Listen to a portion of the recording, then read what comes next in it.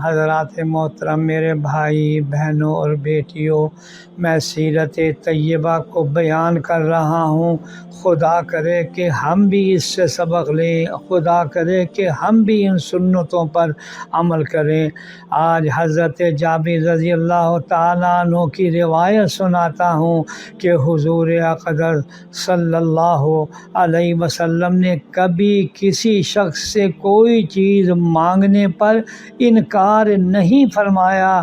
اگر اس وقت موجود ہوتی تو عطا فرما دیتے، ورنہ دوسرے وقت کا وعدہ فرما لیتے یا اس کے حق میں دعا فرماتے کہ حق تعالی شان ہو اس کو کسی اور طریقے سے عطا فرما دے۔ سبحان اللہ۔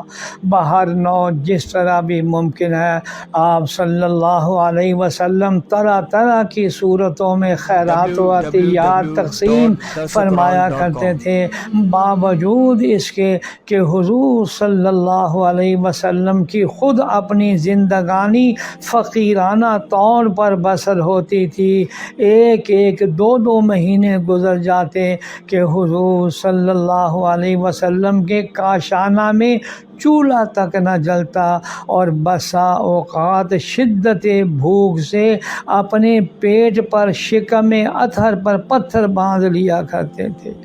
حضور اکرم صلی اللہ علیہ وسلم کا یہ فقر، تنگی، مجبوری اور کچھ نہ ہونے کے سبب نہ تھا، بلکہ اس کا سبب زہد تھا، جود و سخا تھا، اور کبھی اپنی ازواج کے لیے 1 سال کا گزارا مہیا فرما دیتے، لیکن اپنے لیے کچھ بچا کر نہ رکھتے تھے۔